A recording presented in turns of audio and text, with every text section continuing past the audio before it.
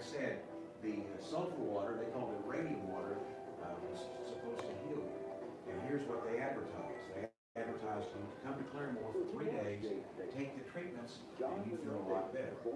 Well, you kind of look at it today, if I took off work for 3 days, went and sat in a hot tub a couple of times a day, and got a massage every day, I feel better too. So that was kind of the secret to that. This was a big business in Claremore all the way up to the early 1960s. In fact, the last back house didn't close down until about 1980. So that's, now, the new hotel that was going in 1929 had a radium bath in the hotel to make it more convenient. So Mr. Davis saw that, so he bought a bathhouse just for himself, and he would shuttle people from the hotel to the bathhouse. In fact, we're standing on the property where the bathhouse was located. Mr. Davis bought it in 1929 and kept it up to about 1950. Okay, I will show you. Unrelated questions when you Yes. down here, but when you talk about the property here, I thought about it. The outside of the building, the way the outside of the building was, is there a reason for that? Or is that just the design? Well, secretly, okay, here's the truth. The building was designed and built by the state of Oklahoma. And in my opinion, there wasn't much creativity in the building. That's why we had to keep the grounds up and make it look as freshly painted as we can. And honestly, our building's kind of boring. I will admit that. In fact, I tell people if we ever had a post office box sitting outside, people would think we're a post office with that board. Well, the outside's got I don't know, it's got the pieces that come out every so often. Yeah, it was built, those parts were already made. Oh, it's It was pre-manufactured. our pre-manufactured stuff. They would have cranes that would set them like that. So that's what. Now, here is Mr. Davis's first weapon that he collected. He got this in 1894. He was 7 years old. Mr. Davis as a child, was kind of sickly and did not like to take his medicine. Back then, no cherry flavored stuff or no gummy bear medicine. It was straight medicine with a bad taste. Well, his dad kind of bribed him. He said, if you'll take your medicine until you've completely taken it, I will buy you the shotgun that you've been wanting me to buy you. So Mr. Davis took his medicine, his health improved, and his dad bought him this shotgun. You can see it's still flint action. You see the little bowl where you had to put the gunpowder to fire. It'd be equivalent today of like a boy's .22 rifle. That's the gun that started everything. Now next to it is our oldest gun. This is from about 1350. That's an estimate. Wow. Guns were invented about 1290. So this would be like the first gun, .1 on the weapons.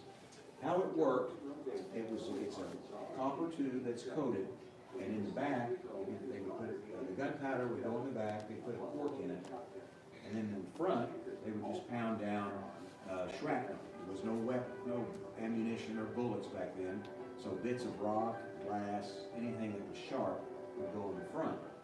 And then I know you can't see it from where you are, but in the top here, in this little bulging area, there's a hole where they would put a wire wick. And they would light the wire wick, and then it would fire.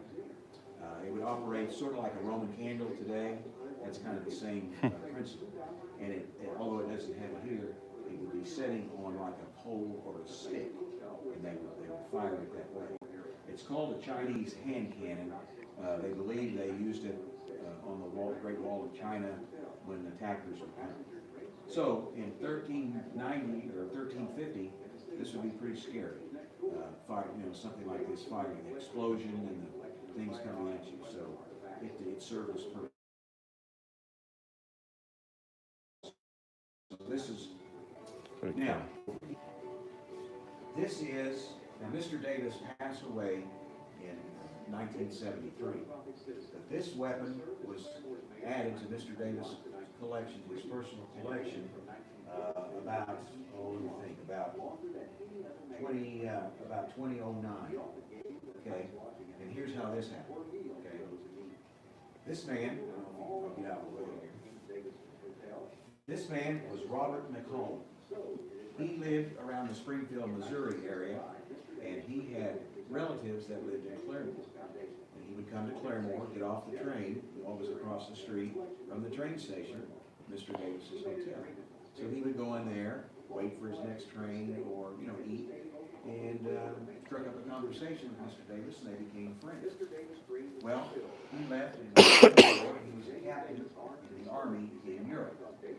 And he wrote this letter back home. This is a copy. He wrote this letter back home saying, I walked across France and I found this pistol. And when I get home, I'm going to give it to the Claremore mayor. Well, sadly, shortly after this letter was written, Mr. McCollum was killed in battle in Germany. So the Army got all his artifacts and everything and shipped it back to his home in Springfield. Well, one of his relatives saw this pistol and put it in this frame and put it on his office wall in Springfield. It was there for many years. That gentleman died, I think it was 2008, and another relative got his material. And he knew Robert McCollum, he was his uncle. And this other gentleman told us that Robert McCollum was my favorite uncle because when I was about 6 years old, he would come and visit us, and he would bring me a bag of candy, and he would wrestle with me. So as a 6-year-old boy, somebody giving me candy and wrestling with you, that's pretty cool stuff. So he wanted to keep that. But then he read the letter. Said, I'm going to give this pistol to the Claremore mayor. He didn't know, what does that mean? So he went on the City of Claremore website, and all the mayors in the past are listed. Guess who was the mayor in Claremore during World War II? It was J.M. Davis. So he decided to give the gun to the museum because his uncle wanted it to be there. So this is how Mr. Davis has got his last gun about 35 years after he passed away. And it's the stories here with these weapons and artifacts that makes this place so exciting. It's just not, here's a rusty old gun that my grandpa used to shoot squirrels with. It's all the stories that go with these that just make it a fabulous place and just a really neat place to visit. We have some of these rifles you see here. Some of them are just old rifles. In fact, this one I think was hammered out of somebody's garage. To all the way to these intricate woodworking, these inlays here, and it's just fabulous on what these weapons can say, what their stories are. Some of them are really artful, and really the collection, it's about history. We've had a small minority of people think that we are, praising the gun, but we're not. The gun is just like anything else. It's a tool. Any tool can be used for good or bad. My favorite sport's baseball. Well, I can harm somebody with the baseball bat, but I choose to use it in the proper way. So, if you choose to use something properly, then it's all right. It's an inanimate object.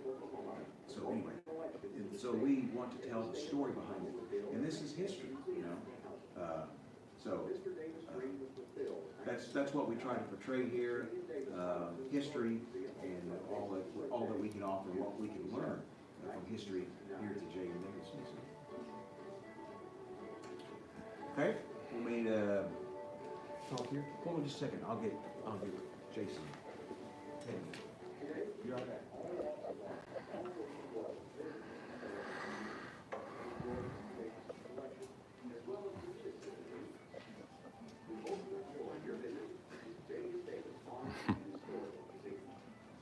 Midnight says hello. Hey, Midnight.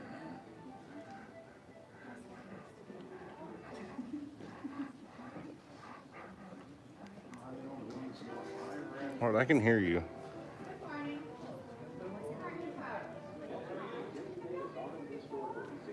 The world's largest privately held firearms collection. Okay, I can talk a little bit about this display a little more. Jason's on his way up. Ready? Okay. This is one of the more unusual guns in the collection. It's here in the lobby display.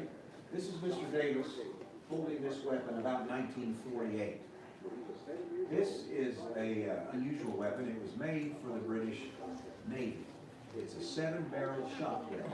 All 7 barrels go at the same time. Oh, wow. It was used by the British Navy because in the 1850s, they had ports all over the world. And when they would go to some of these ports, they would hire locals to load and unload cargo. They had a problem with them stealing. Fancy that.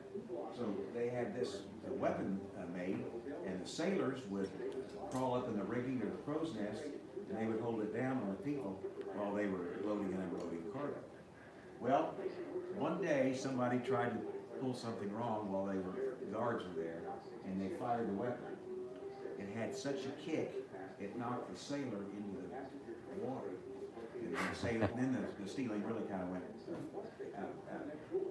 So they quit making it for the British Navy. So the company, they decided to remarket it, and they marketed it as a goose hunting gun. Well, these 7 barrels had such a kick, and if you hit a goose or a bird with that, there wouldn't be much meat left. So they just continued making it. This is almost in gem mint condition. It's very rare. Anyway, it's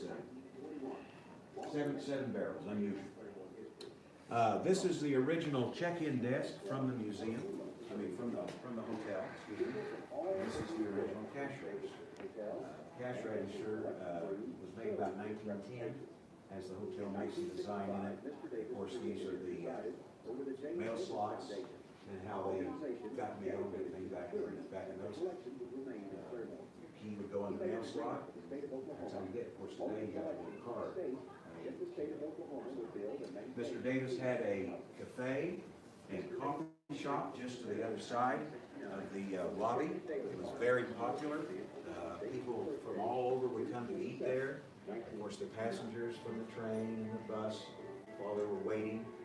And it was a very popular place to eat. When Mr. Davis was the mayor of Claremore, the rumor is that more City Hall business was completed at his coffee shop than down at City Hall itself. So, I'll show you one more thing, and then I'm going to turn you over to my curator. He's going to give you some really neat stories about some really cool weapons and what they've been throughout history. Here is a portrait of Mr. Davis.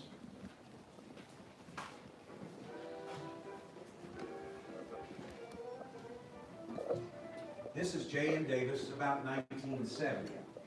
He worked the afternoon and evening shift at the hotel, and he would trade and swap and visit with the people as they would come in. This was done by Charles Banks Wilson. Charles Banks Wilson is a famous Oklahoma artist. Many of his artworks are in the state capitol in Oklahoma City, famous Oklahomans. He's drew the portraits and pictures of the history of Oklahoma, the uniting of the 2 twin territories, statehood day, a lot of works like that. And he did this for Mr. Davis in 1970. Okay, I'm going to turn you over to Jason. I've got a question for, I guess for you or Jason, either one that give me a answer. The little bitty rifle over here, right? You can't really see it. Yeah. Is there a story behind that? It's just a miniature. You know, there were a lot of gunsmiths that tried to push their artistry into the miniature world, and so most likely that one looks to be a muzzle loader, and it probably is a functioning muzzle loader. It's just maybe about 22 caliber, and there's a lot of gunsmiths that were cartridge gunsmiths that would make miniatures of full-size rifles and go from something like a 30-06 to and shrink it down to a 22 short. And so So, but it's still a functioning All functions the Remington same. 700 type bolt action, you know, yeah.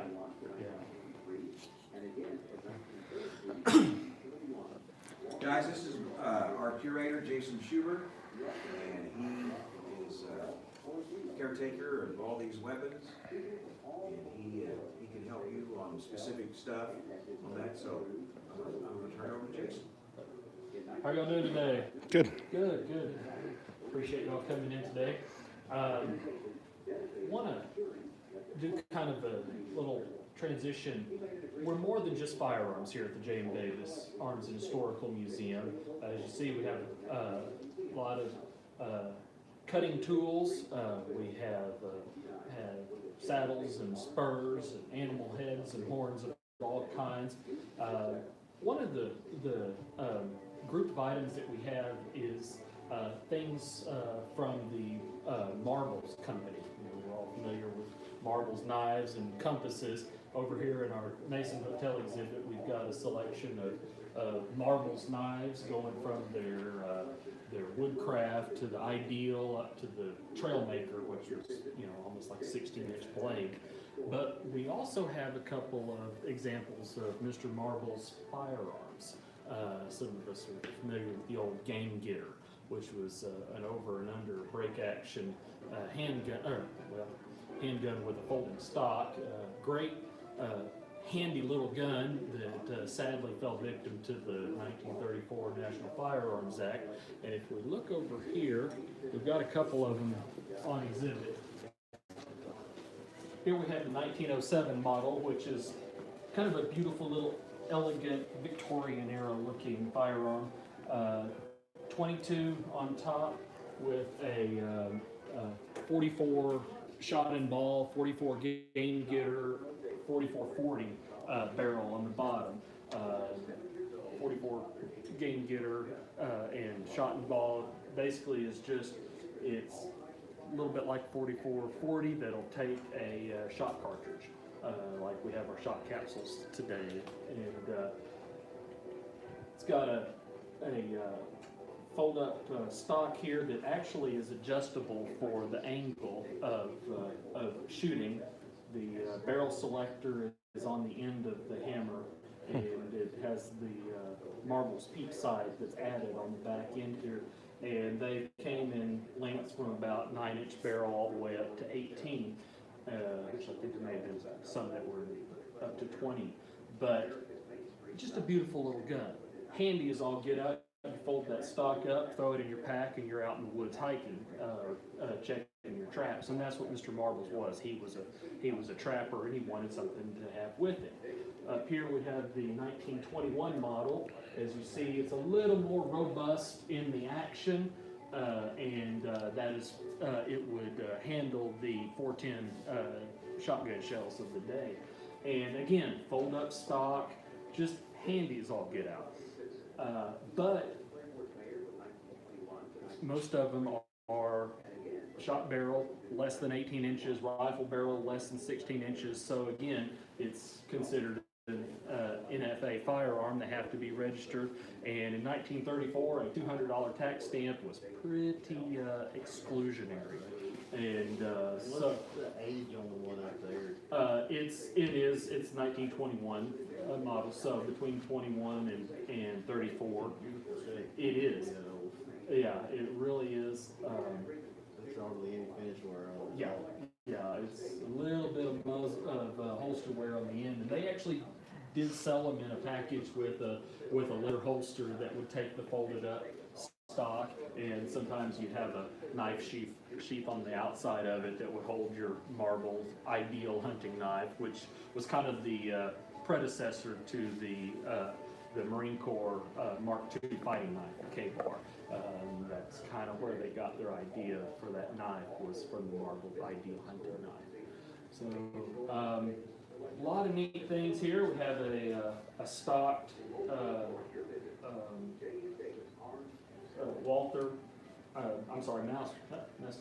Mauser 712 Schnellfeuer pistol.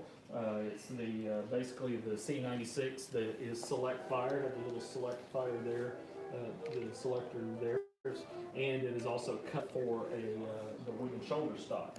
Now the shoulder stock, you see here it has some hardware, it looks like a hinge. That actually hinges open, and the wooden stock is the core of the holster. So you have a leather harness that goes on your belt that the wooden holster goes into, and then you put the pistol in it, and that is actually the protective holster that goes on our belt. And you pull that out, and then you take the holster, snap it on, and you have a shouldered carbine. And the funny thing is that Mauser made so many different varieties of their C96 broom handle that not all of these were cut for shoulder stock. So just imagine full auto 30 caliber pistol without a shoulder stock. And so, you're going to be probably climbing pretty good. But it was an amazing pistol, and most of us have heard that the C96 was one of Winston Churchill's favorite pistols. He carried one when he was in the British Army during the Boer War, and so just kind of neat little history there. We basically have everything from 1350s Chinese hand cannon to modern day firearms. I'm sure Wayne told me a little bit about our first gun here, and our oldest gun. Got a lot of one-of-a-kind things. Not all of them should have gone from one-of-a-kind to mass production. One of the items here we have is a 9-barrel 22, and it fires all at once. It is literally a brick. This is a massive hunk of iron here. That big old spur on the top is the hammer spur. It's got a plate hammer that hits all 9 firing pins at once. Now, probably not a whole lot of recoil on 922s, but that is a massive gun, and the lever on the bottom slides the barrel forward so you can reload all 9 of them at once. Interesting concept, but it's a kind of a rough old gun. Have any questions so far? Okay, great. Well, if you want, we can walk around a little bit, see some more of the museum.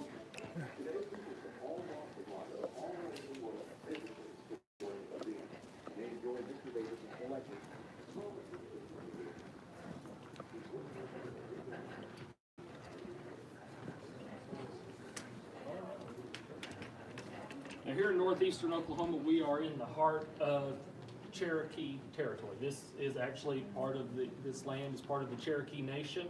As you come through, you'll see a lot of Cherokee Nation license plates on cars. It's one of the unique things that the nations do here in Oklahoma, and they put license plates on their citizens' cars. Mr. Davis was married twice. His first wife, Addie, passed away, and then he remarried. He married Genevieve Breeden, now Genevieve Breeden Davis, and she was actually a citizen of the Cherokee Nation. And so we tie her life and her heritage into that. We honored our Cherokee heritage here, and we're in the process of working with the Cherokee Heritage Center in Park Hill, Oklahoma, just outside of Tahlequah, Oklahoma, which is the capital of the Cherokee Nation. We're working with them on changing a little bit of our Cherokee exhibit, getting a little more up to date, improving some things, and so we can tell more of their story, as well as share with another museum and get folks to go there, and they'll get folks to come here. Works well together with the museums.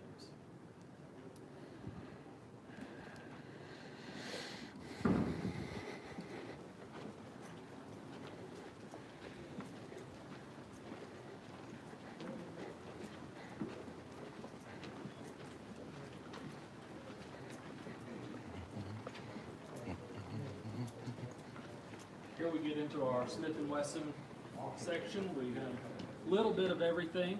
Now, Mr. Davis did collect a little bit of everything.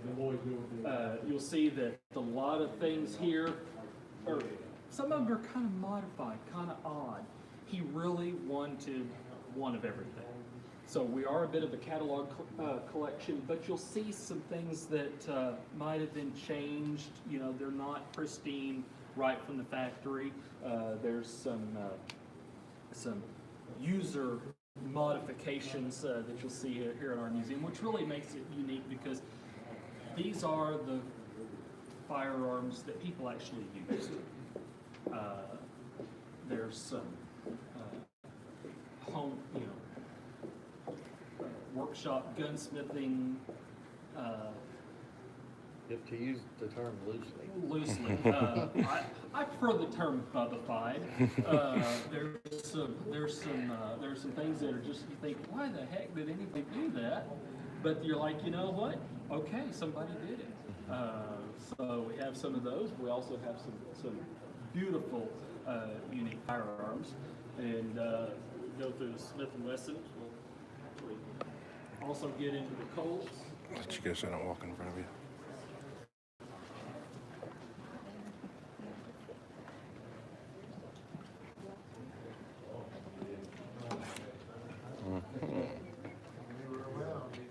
Got some snake guns here. Python, Anaconda, Cobra, Viper. We actually have a Diamondback and another exhibit case. So don't quite have all of the snake collection. So if anybody's got a boa or a king cobra, lacking. So if anybody has one of those that you just really need to donate, we'd be happy to take one of those and complete our collection here. A couple of unique things that we have is we actually have 2 Colt Walker revolvers, and Colt started out his revolvers in 1836 with the Patterson revolver. It was a 5-shot revolving pistol that several calibers, but no bigger than 36.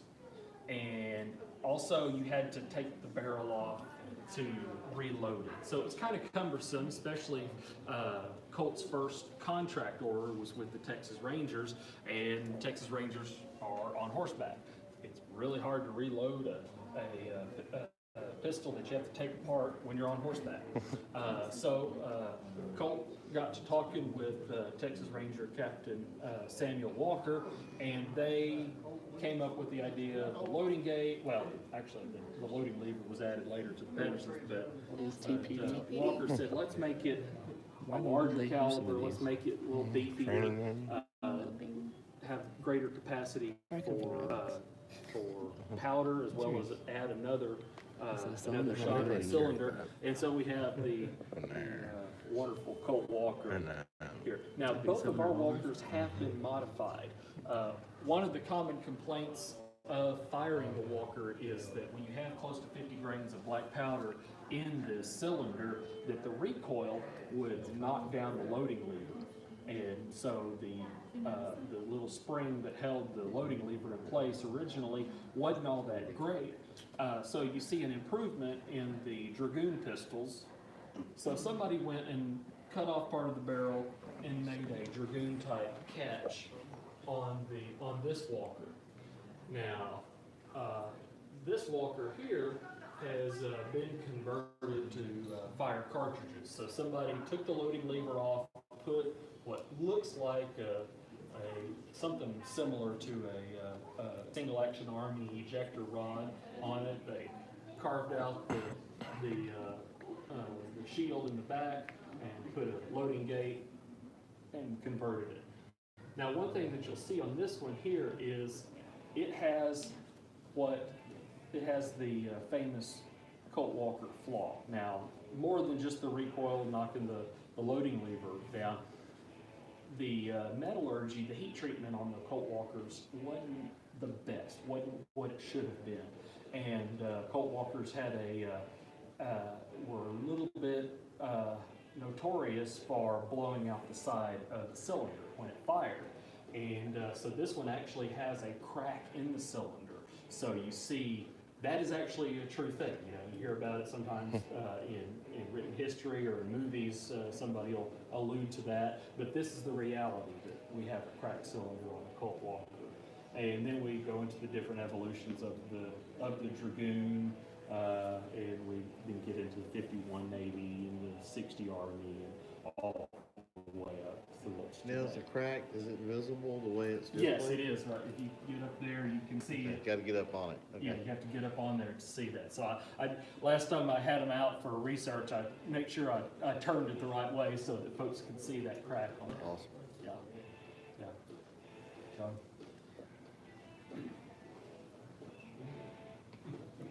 Well, all right, let's go this way.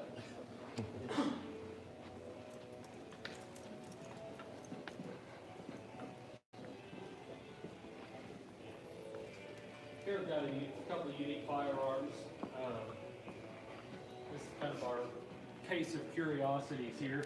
The first thing that jumps out at your eye is our Chinese wall gun.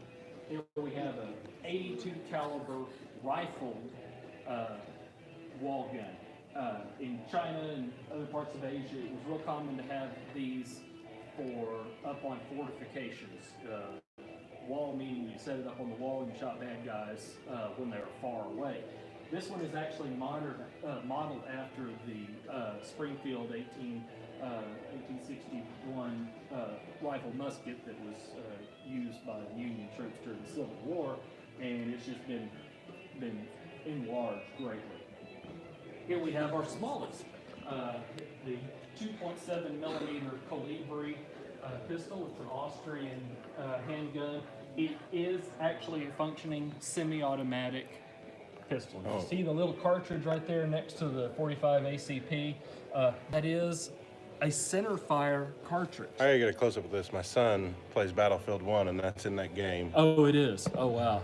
Well, it's, you know, there's not a whole lot of power behind it, and so you're thinking, oh my gosh, what's up with that? Well, we have our view of self-defense firearms are kind of skewed by the fact that we're Americans and we love cowboys and we love our 45s, also by the Dirty Harry influence that, you know, if it doesn't have a 4 in front of it, it's not a viable cartridge.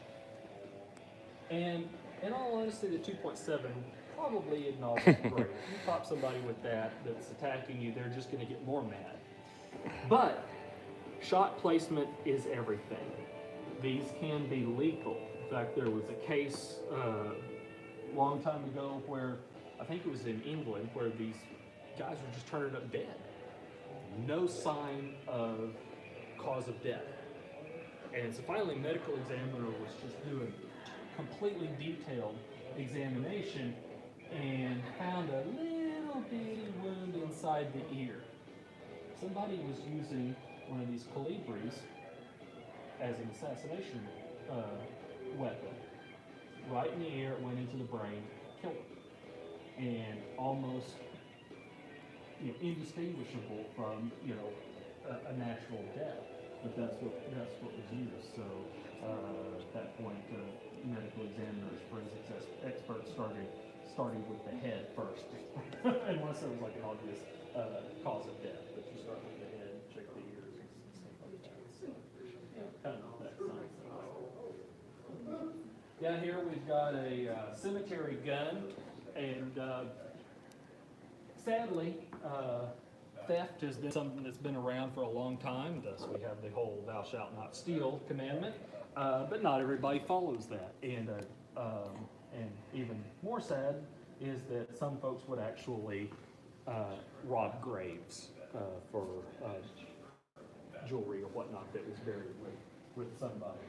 And the sexton of the graveyard couldn't always be around, and so this little device was made.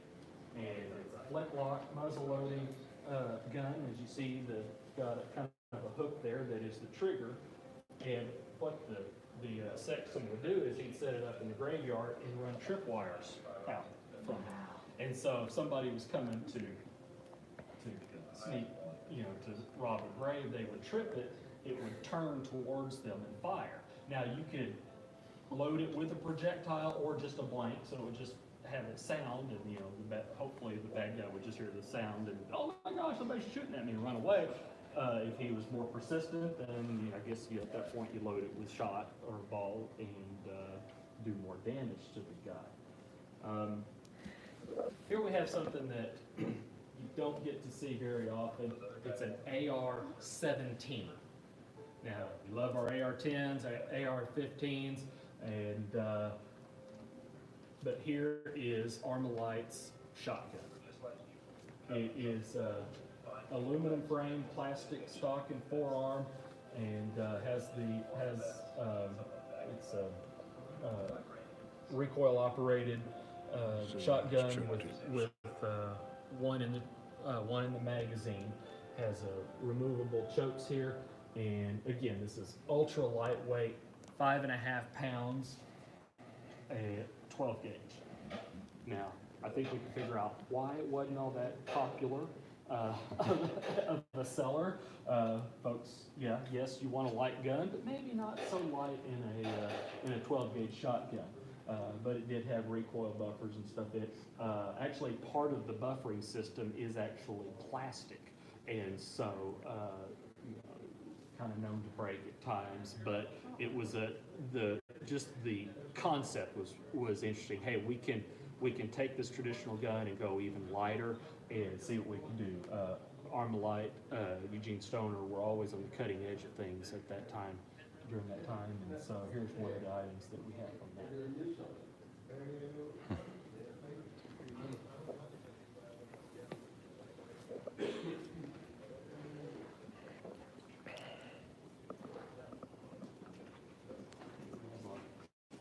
Henry rifle, this is from Van Brocklin.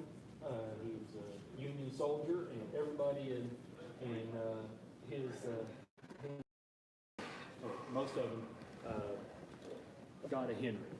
Got the money together, the officers found some money, and so we have the unit here, and a lot of them have got the Henrys, and actually went and got them in grades. So occasionally you'll find rifles from the regiment here. And we have Battle Creek, Michigan is where he's from. Company D, 66 Western Sharpshooters, and you really don't get better provenance on an artifact than something that's been engraved with the owner's name. So this helps us in the search for history a whole lot. It really makes it easy for finding out who this person was, who used this firearm, where were they, and so we can track the unit and the soldier.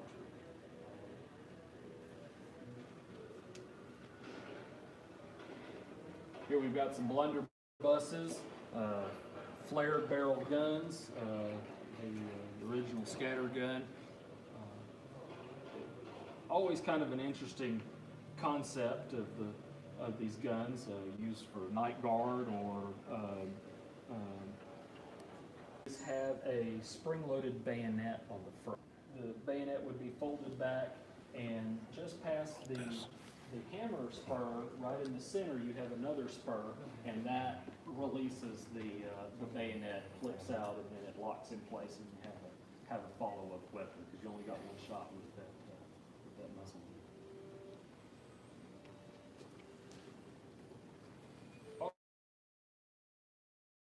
Over here we have our Gallium guns.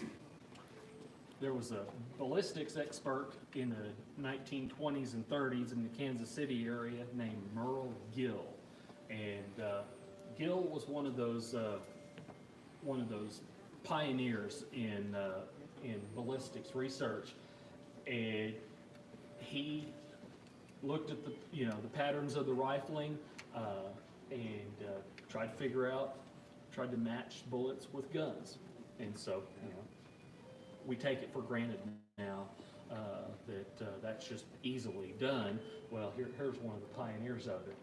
Now, Gill was also a bit of a collector, and so many times after the trial was completed after, after there was a conviction, the lawmen, the arresting officers, might give Gil the gun that he had tested, let him keep it, and he had kind of a catalog collection of firearms. Here we have guns that belong to Charles Pretty Boy Floyd, Bonnie and Clyde. There's been a lot of other notorious guys. As you'll see around here, a lot of them are from the Kansas City area, and again, that's where Merle Gill was working. The big thing was Pretty Boy Floyd. They picked him up, take the gun off of him, and Gill said, "Well, the gun that you gave me from Pretty Boy Floyd does not match any of the bullets found at the crime scene. I cannot say he was there with the evidence that I have." And J. Edgar Hoover said, "You don't understand. He was there. And you're here to prove it." Wink, wink. Gill said, I can't say that with the observations that I have. It's kind of a violation of the scientific method here. This is what I'm going for. Hoover said, "You sure about that?" "Yeah." Well, next thing you know, Merle Gill gets blackballed, and none of the agencies that used to hire him are hiring him anymore. It's also about the same time that the FBI's new scientific crime lab opened up, and everybody wants their crimes solved in the new scientific lab that J. Edgar Hoover got opened up. So Merle Gill is out of a job, and what does he do? He takes his collection that he's been gathering over the decades and starts traveling around and shows it at county fairs, state fairs, whatnot, just kind of a traveling museum. And in the early 50s, Gill is hurting for money. He's got some tax problems. I wonder how that came about. And so he sells his collection to J.M. Davis, and Mr. Davis shows the collection as the Mason Hotel that he owns. And so as you go through, you'll see some of the older looking texts are actually printed verbatim. And, unfortunately, Merle Gill had a little bit of P.T. Barnum also, because doing some research on some of these guns, the stories don't quite match up. We have some that John Wesley Harding had this gun. Well, the serial numbers from Colt's production say this curator had found inside the grip panel of one of these Colt 38 pistols that inside the grip panel was a carbon, and it's a getaway map. So it was how to get to the hideout after, when you get into this area. So, kind of little spy stuff in there for the bad guys. And of course, Pretty Boy Floyd was a little bit of the Robin Hood myth. He was loved by folks. Bonnie and Clyde, they robbed banks, but the local folks hid them and protected them because banks were the bad guys during the Depression. They're the ones that foreclosed on your house to,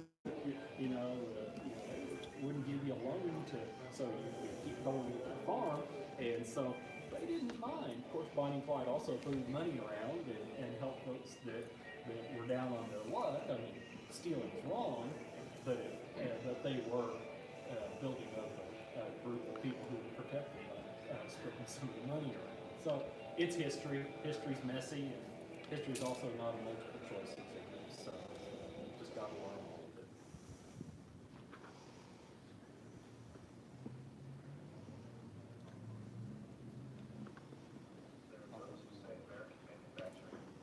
I don't know. Yeah. That's up to you. Well, yes, Okay. Oh, okay.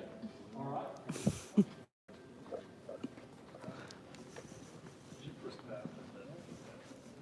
Here we have another part of Merle Gill's collection, and it's a little strange. Now, Merle Gill, he was interested in handcuffs and restraints. In fact, he actually held some patents on some handcuff mechanisms. And from what I hear, some of those patents are still in effect and still owned by, I think it's the Peerless Company, still owns some of those. That was Amanda Conga's school patents called that, her. Developed.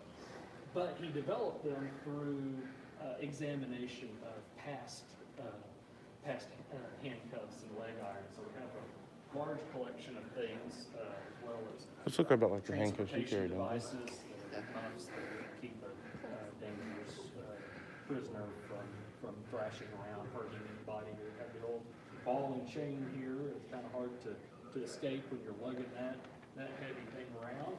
Or similar concept, we have an iron boot, which is basically just a huge weight that goes around the ankle, straps around the underneath. So, Speaking of ball and chains. now, another job that Gill had was that he did some contract work for the prison system and the U.S. Marshals. And what he did was he provided the head coverings for hanging executions. He also went and bought the rope and tied the nooses. And being a collector, just can't stop collecting, he would get those back after the execution was done. Again, it's a little strange, but hey, you know, one man's junk is another man's treasure, and you know, we have history because of this. So, come on in here, you can see some of these. Now, what he would do is he would make a hem down at the bottom of the hanging hood, fill it with lead shot, so it was heavier, and so that it wouldn't fly up. And so, yes, we're executing these horrible prisoners that have done crimes against humanity, but we really don't want to see their eyes bugging out when they've been jerked to Jesus.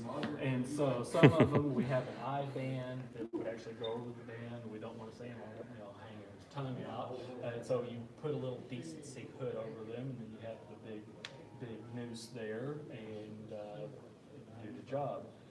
We have some here we have an invoice where Gill billed the marshal service here on this one for the rope and the hood that was used for probably one of America's most prolific serial killers, Charles Panzram. Panzram was a sick individual, and he claimed well over 100 murders, although he wasn't convicted for all of them. But you know, the punishment was issued.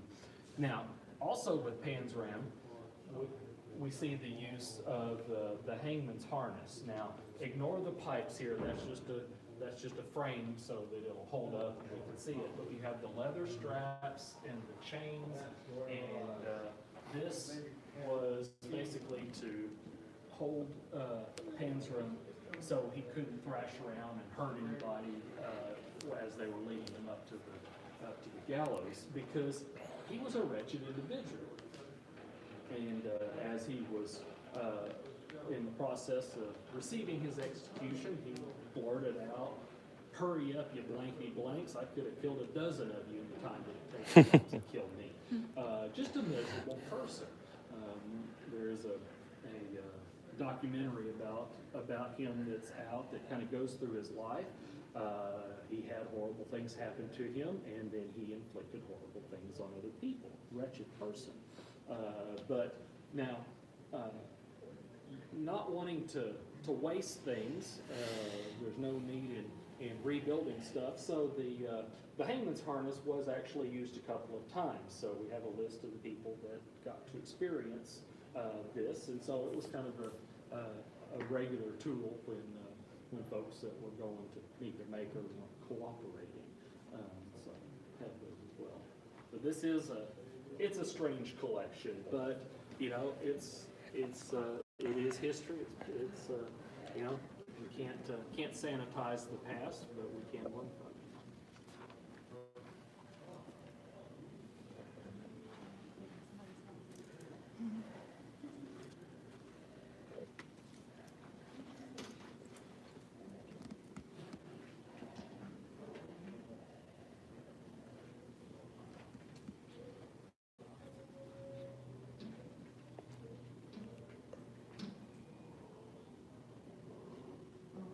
What's the band?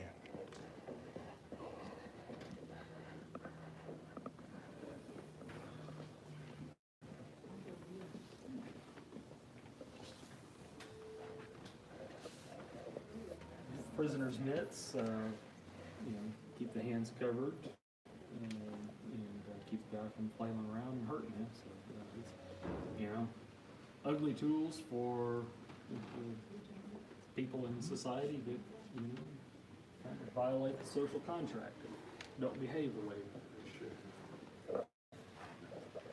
Here we have some surgeon's instruments. This is part of the Merle Gill collection that J.M. Davis purchased. And so, you know, these are probably Civil War era, maybe a little bit later on these, but we have instruments that were used by surgeons. And, you know, practicing medicine the way we know it today is actually very new. It wasn't until, you know, the early 20th century where the concept of curing things actually came about. Before then it was, we're just gonna try to prolong life and realize that a lot of things you're just gonna die of. And, you know, the surgeon's tools here, the saws and things, again, pretty rough. But if it's the leg that's shattered by a cannonball or a rifle ball, as you know, during the Civil War, you take that off and heal it. You know, try to heal it so it doesn't get infected. And again, you're dealing with not understanding what infection is too much. So. Now, one of the things that people get to experience when they come to Claremore is trains. Yeah. Claremore, in the middle of town, has an intersection of two railroad tracks. And it's one of those things we laugh about, but it's just Claremore. So while you're in Claremore, you might get to wait on a train. That's Or okay. two. Or two. I've actually had to wait on three doing a round trip, Well, picking up kids. 2 tracks, 3 trains, you know, it's fun. But it gives you some time to maybe stop and check out some of our local businesses. And here at the J.M. Davis Museum, we like to honor our trains. We have a model railroad exhibit. So again, the J.M. Davis Museum is fun for the whole family. So we get to come in, push the button, watch the trains go around. A lot of fun. My uncle was a railroading man, and I've always believed that railroading men are just little boys that never grew up and just keep playing with trains. So we love our train set here and honor Danny Bradley that this was his train setup, and after he passed away, his wife gave us this. So I like to show that off and play with it. Yeah, 4 of us are actually from Chelsea. We know Oh, about okay. the trains. Oh, you are? Oh, my goodness. Gotcha. I'm actually a railroader. All right. Well, I'm hitting everybody today. I mean, if you want to make it true Claremore fashion, you'd have something here to stop us for 3 hours, you know. You're going to have to wait a while. Yeah. Well, again, let me show you some more stuff for the kids.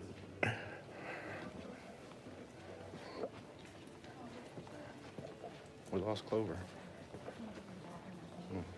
Kids like you, Mm-hmm. I'm a kid. Oh, all right, hold on, Arminthia. And we're live with Arminthia the cowgirl.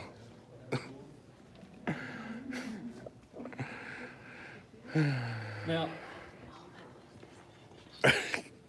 She's like, speaking of kids. Cool. Well, hey, you know.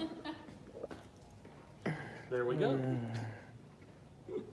Now, as you've seen, J.M. Davis collected all kinds of guns, and here he collected toy guns as well. It was commonly known that J.M. Davis always got the best of being involved in, and some of them involved kids. In fact, the story that we have from some of his first wife's family, and there's a man who's a retired doctor here in town that told me about when he was a kid, he went and traded toy guns with Uncle Monroe, and Uncle Monroe traded for something.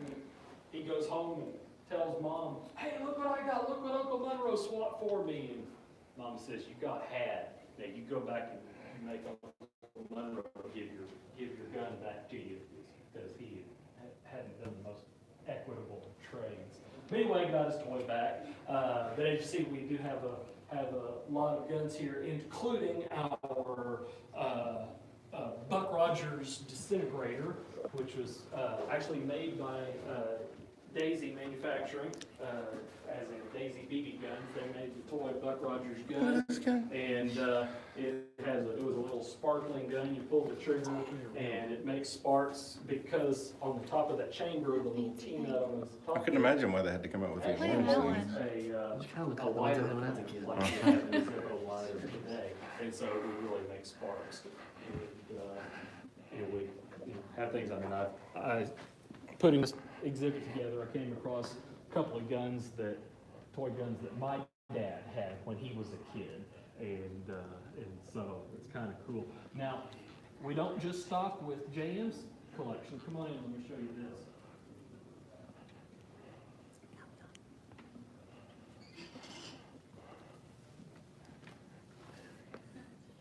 Here we have modern toy guns. Here we have the Carrie Underwood water gun from her hit song "Little Toy Guns." So they did kind of a promotion of with the song. We thought it was kind of cool about little boys and their toy guns. So we have the water pistol as well as an autographed picture from Carrie Underwood, who's from here in Oklahoma.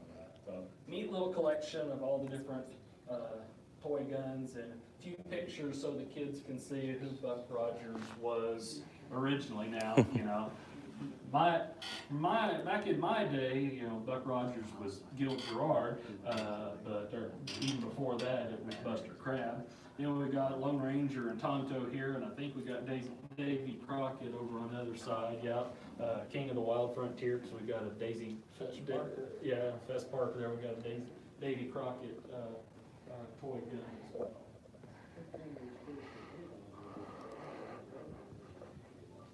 Keep that up, I'll put you in my video. Yeah. I like the one that has the bubble gum balls. That's kind of cool. Of course, that is the original candy. Cut him loose whenever y'all get tired. Yeah. I gotta get this thing out. Can I say that? We got a couple of extra people going in and out. So. You know, it's sad. I've lived within 30 miles of here my whole life, and I've been here once years ago. Okay, well,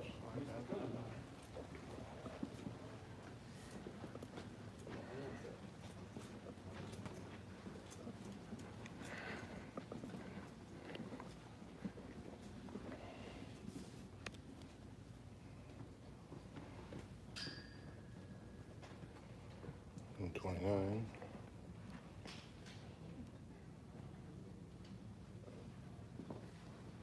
What are you kicking me for? Oh, there's our Lewis gun. Oh, thanks for you to hold that thing. I mean, you know, if you played Battlefield 1, you'd know that. That's a flare gun. It's a 4506. I Don't know. know. Some neat stuff here. That's pretty cool. I didn't do anything, but No.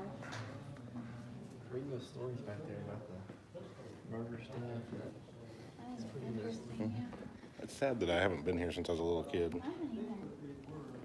That was like a month ago. Shut your mouth.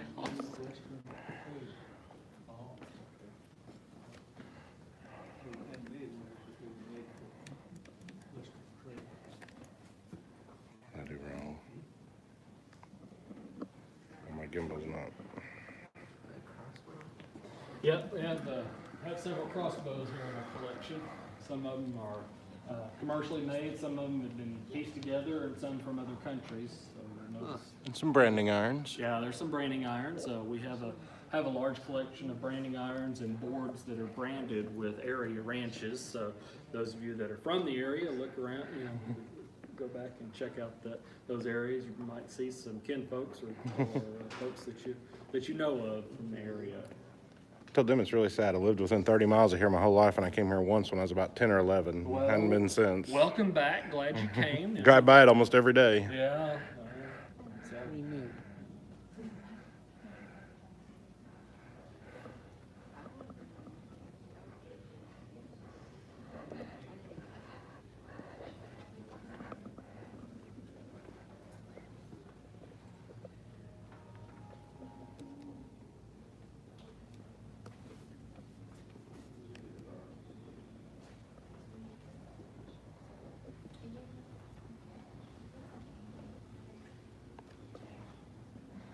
So are these certified non-operational?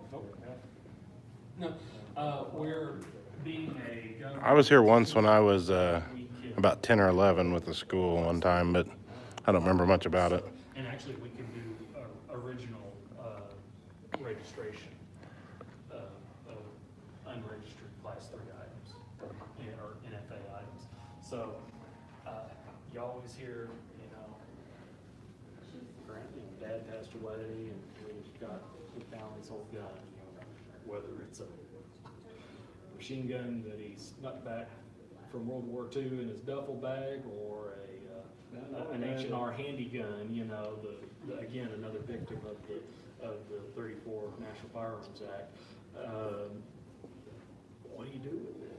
Well, at this point, the only thing you can do is abandon it, legally abandon it with a government entity. Now, if you abandon it with a police department or the ATF or somebody, most likely they're going to. And then, here in Rogers County, if it's something we need, if it's something that we could use or don't have one, they'll donate it to us. We do have several, the police departments will.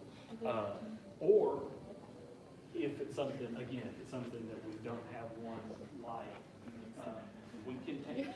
We can be the government agency, we can accept it and fill out the original form.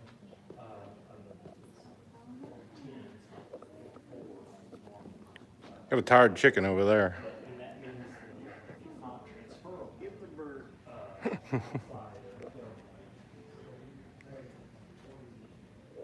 they're not government. No, they're not. They're a private organization. They may have a class 3. They could donate to us. But our items that are registered on Form 10 couldn't go to them.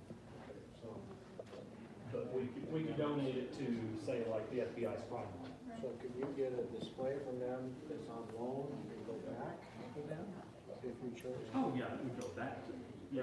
Okay. Yeah. Yeah, you can see his clip on this. He's got one of those tuckable holsters. I don't know how to get that out. You don't take your shirt. Bazooka. A true bazooka. Oops. I about busted glass, and I have a feeling they won't be happy if you busted glass on all these machine guns.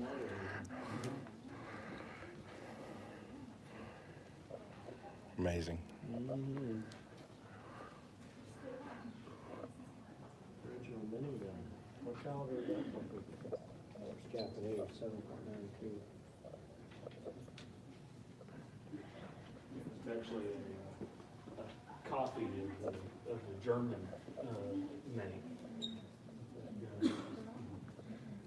Grease gun. Real simple mechanism.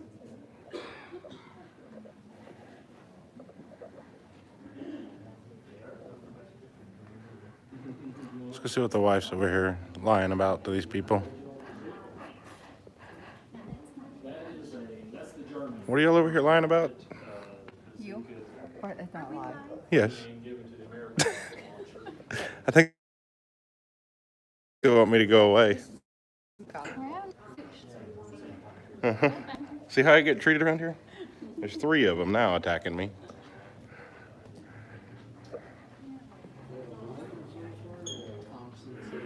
That's the magazine. You can buy me one of them? Thompson? I sure would like to have Can you one. imagine? Imagine the stories some of these guns can tell. The link belt lines up, rolls up inside. Those are so cool. That's one gun 50 I cal. would really love to shoot sometime. I don't care about owning it so much, but I want to shoot. Right, absolutely. And this would, it would hang on the side. Some of these guns would be scary to shoot.